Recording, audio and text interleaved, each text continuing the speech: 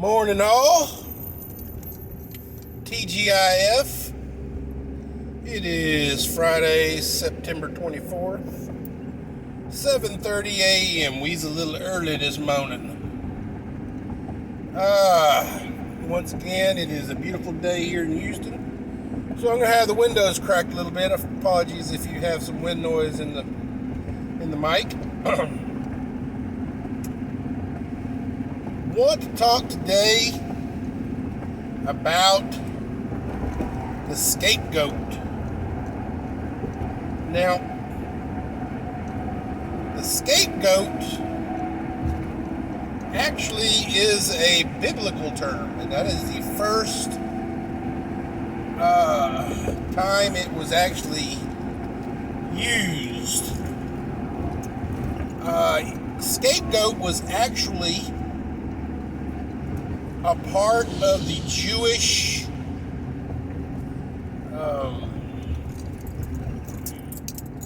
tradition that at the end of the year, the people of Israel would imbue a goat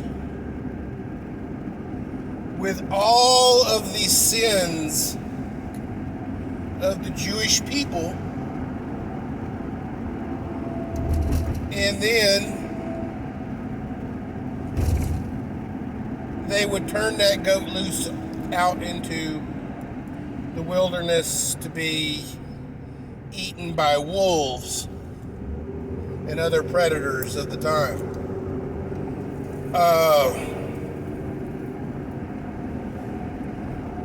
Hence the word scapegoat. What this would do, this would allow the people of Israel to actually start the year fresh, sin-free. So, and it, the goat would be harassed a little bit before it was actually let go, and it was then the enemy of the people, because they were technically sin-free now.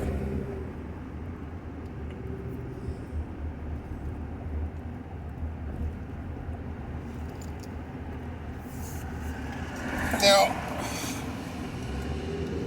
humanity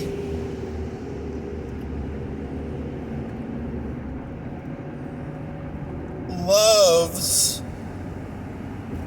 and in some cases I would even go so far as say needs an adversary.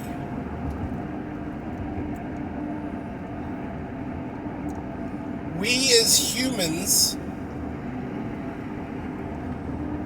have a hole in our soul, and that hole in our soul is almost as a black hole. It wants to be filled, but nothing can fill it. We try to fill it with money. But what's the term? A rich man says, how much money is enough? Just a little bit more. That's why once people become rich or wealthy, they reach a certain status, they become philanthropists. They've got so much money, they got so much this, that, and the other, they need to then move from me to me, and everybody else love me. They turn to philanthropy because that actually, in their mind, they subjugate a people.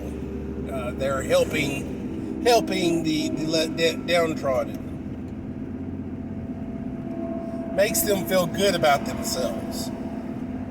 But in the back of their mind, it's actually a power trip. Because that philanthropy becomes dependent upon that philanthropy. The charity, becomes dependent upon that philanthropist's donations in order to survive.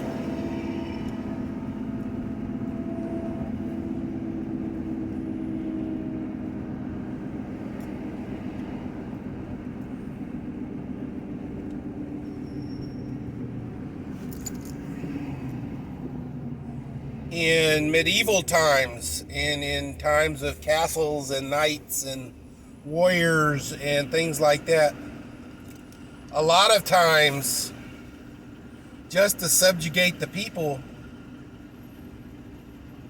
landowners and warlords and kings and stuff like that would make up an enemy to keep the populace, funding the war effort.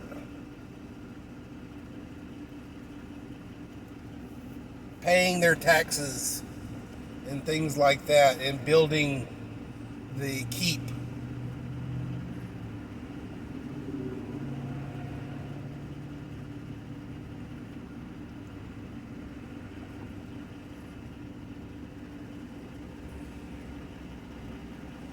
In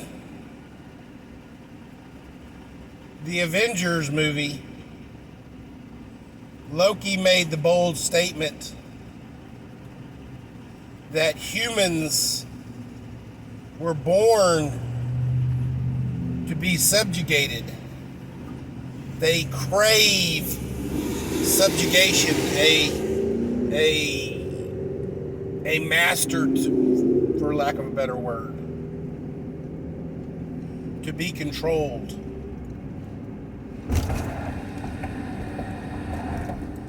Yet, in just America's history, people fled in the name of colonization westward to get away from politics and stuff like that. They wanted to be on their own, to be one with whatever their gods or God would have them have, to take self-reliance.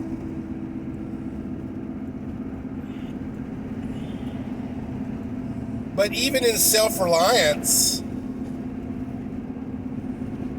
you have an adversary, the wild natures, highwaymen, robbers, burglars, con artists,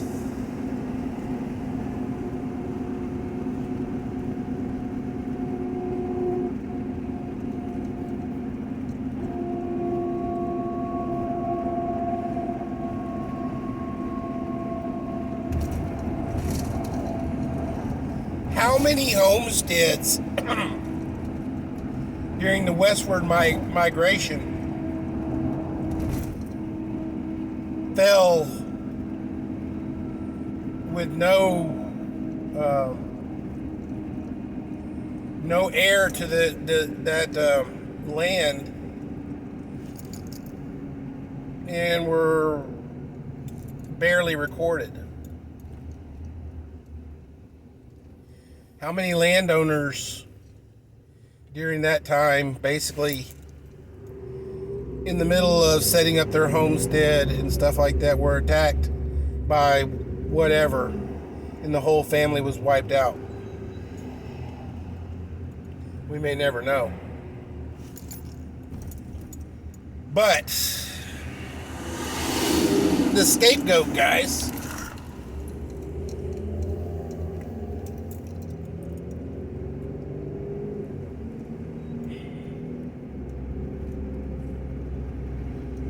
we need, as a country, to have a unifying effect. And guys, I'm going to tell you, slowly but surely, the American populace is unifying in their disgust and their disapproval of this administration.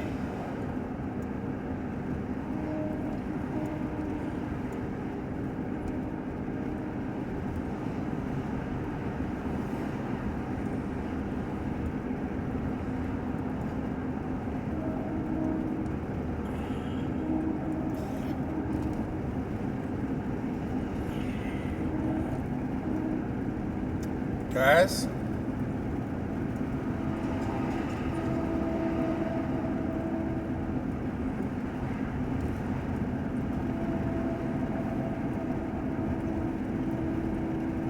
through propaganda,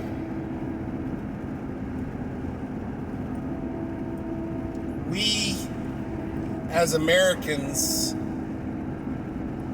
turned from everyday blue-collar Americans just wanting to go about our lives into German-hating, bloodthirsty, quote-unquote patriots during World War I.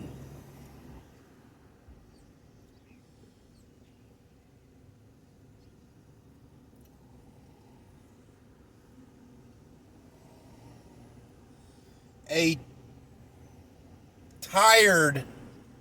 war-worn, tired America was dragged into World War II. And because we did not want war, it took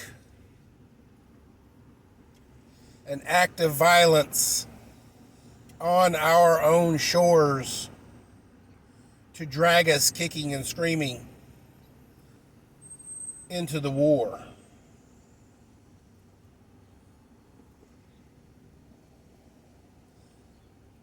And as such, we went in once again bloodthirsty and united.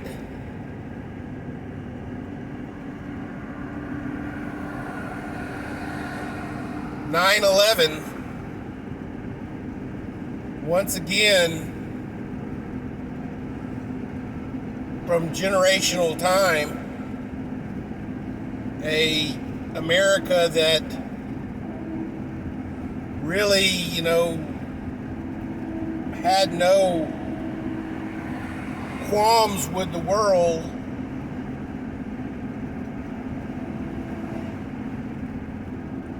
was dragged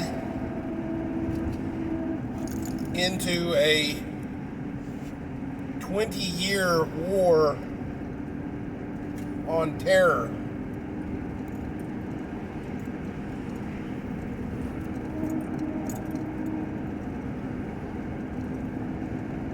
And thanks to propaganda, or whatever you want to call it, we went into it hating the Arabic people or the Muslim people.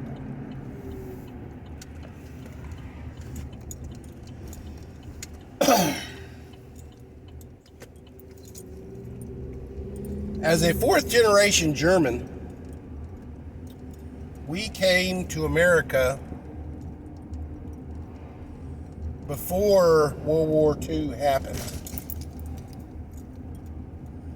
As such, my grandfather joined the Navy and was a German to English translator on the battleships.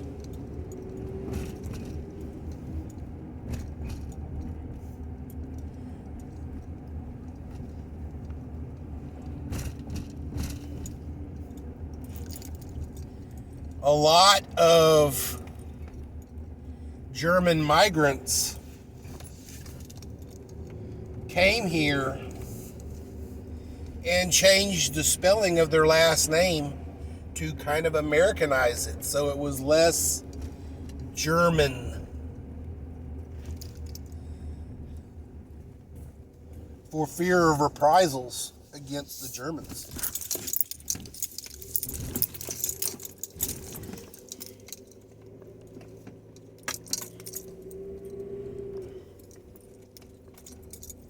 Unfortunately, guys, when war is declared, a scapegoat or adversary must be identified. And when that adversary is identified, all of the hatred then focuses on that scapegoat.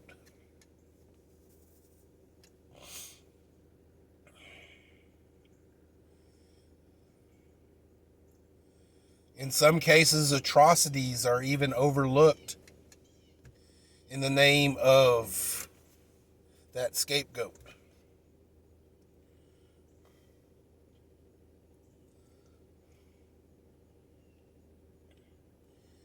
Ladies and gentlemen,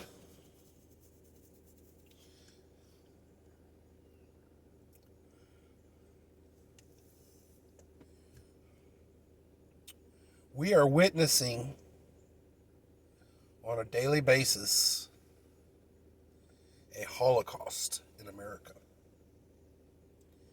And that Holocaust is against our founding documents, our Constitution, our Bill of Rights, our freedoms. Everything that makes us American is actually being ripped, shredded, disemboweled, ground up, and burned till there's nothing left but ash, guys.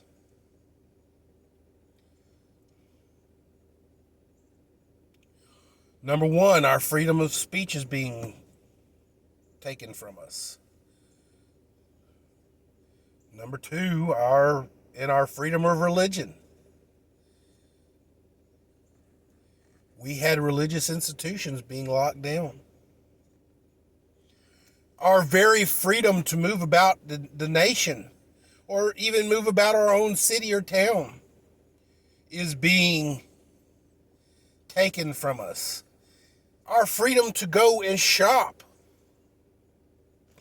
to go and get food, is being limited. Our freedom to defend ourselves is being attacked. Our freedom from Gestapo-style seizures and warrantless searches being taken from us.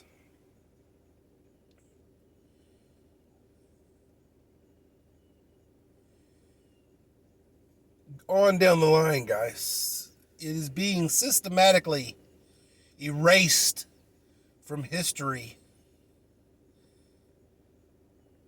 much as the Jewish people were during World War II.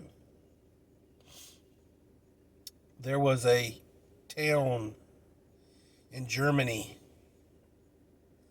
that was 900 years old. It was a Jewish town that the Germans in 2 days wiped off of the planet. Literally, nothing was left. Not a stone was left standing on top of another stone. 2 days. They destroyed a 900-year-old community.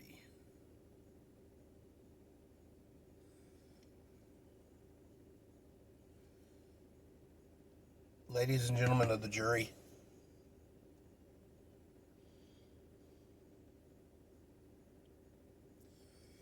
the American people and the American armies and the American government claim that they had no knowledge of Auschwitz and the concentration camps and the systematic extermination of the Jews. And the Jews were a scapegoat. Hitler launched a campaign against the Jews, stating that the Jewish people were the reason the German people were losing or couldn't get a job, couldn't get work, couldn't make a living.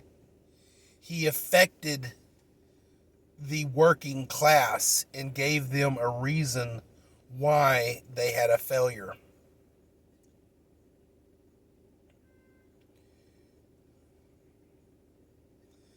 And the people ran with it.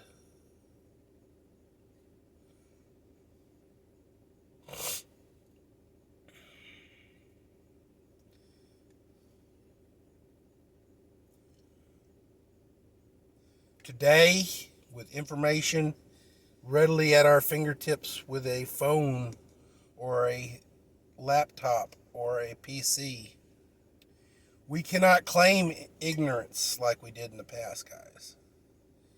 Information of all shapes, sizes, and flavors is at our fingertips. All you have to do is listen to it.